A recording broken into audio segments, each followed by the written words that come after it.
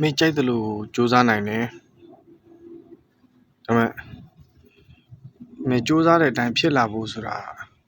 ကမလွယ်ဘူးမင်းဘယ်လောက်စူးစမ်းဖြစ်ချိန်မတန်သေးဘူးဖြစ်မလာတော့သေးဘူးဆိုလို့ရှိရင်မင်းဖြစ်ချင်တာတွေကဘာမှဖြစ်မှာမဟုတ်ဘူးတချို့တွေကပြောတယ်ဖြစ်ချင်စိတ်တွေစိတ်ဆန္ဒတွေကိုစိတ်ထဲမှာဆွဆွမဲမဲဆွဲအောင်မှတ်ထားပြီးရင်ကြိုးစားလိမ့်တာစိတ်ထဲမှာဆွဲမြဲပြီးတော့စားလဲဒီစိတ်သွားလဲဒီစိတ်ပဲဖြစ်တာဘယ်လောက်ယူသွတ်မှရမှာတွေဘာတွေညာတွေလာမပြောနဲ့အချိန်မတိုင်ဘာမှမဖြစ်ဘူးတာရကလေးတစ်ခုပြောပြမယ်ငါငယ်တော့ပေါ့အရန်တော့လည်းမငယ်သေးဘူးလူဖြစ်ပြီပေါ့18 19 20ပေါ့အဲ့ဒီအချိန်မှာတရုတ်တထေးအမကြီးပေါ့အမကြီးလို့ပြောအတော်ကြီးလို့ပြောအဲ့ဒီအမကြီးကဘာပြောလဲဆိုတော့ဟဲ့တဲ့နင်းအိတ်ချမ်းမြေပါနင်းဘယ်နှမှာတွေ့လဲတဲ့ခြံကြီးပဲလေအဲ့တော့ပေ20ပေ60ခြံတစ်ခွက်ကိုရန်ကုန်တောင်တကုံဆိုတဲ့နေရာမျိုးမှာ35သိန်းပဲရှိတယ်သူကပြောတယ်အဲ့ဒီ35သိန်းကိုတဲ့ငါကူထုတ်ပေးလိုက်မယ်နင်အဲ့ဒါကိုတော့ဝယ်ငါ့ကို3လအတော်တွင်အဲ့ခြံကိုပြန်ရောင်းပေးတယ်ငါ45သိန်းလိုချင်တယ်ဘယ်လောက်ရကြံတာနင်ယူလိုက်တယ်အဲ့တော့အဲ့ချမ်းမြေဈေးကွက်ကမကျွမ်းကျင်တာတော့မဟုတ်ပါဘူးသိတယ်ဈေးတွေဘယ်လိုရှိတာလဲသိတယ်ဒါပေမဲ့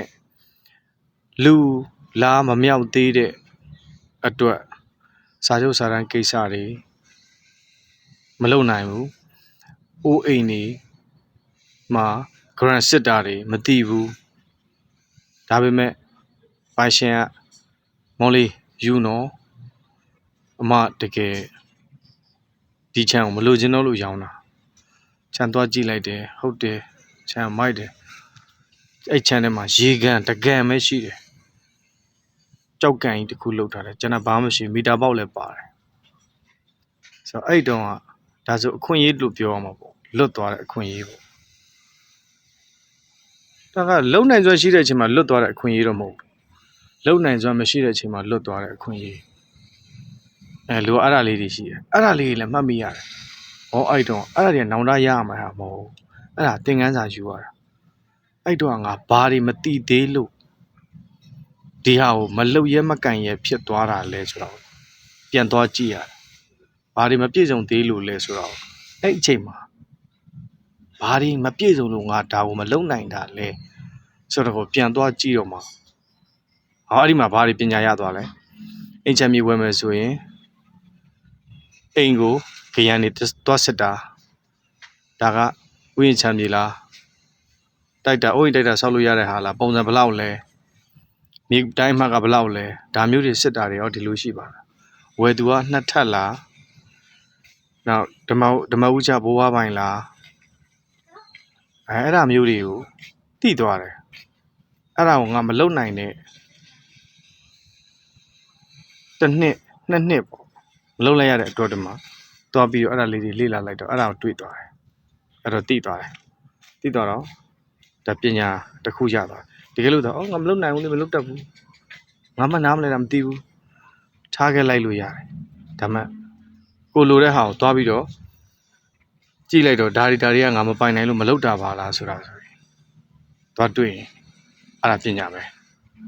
ပညာဆိုအဲ့လိုယူရတာသူများသင်ပေးမှပညာလည်းမဟုတ်ကိုယ့်ရဲ့မတတ်နိုင်ခြင်းတွေကလည်းပညာရှာလို့ရတယ် Okay love you guys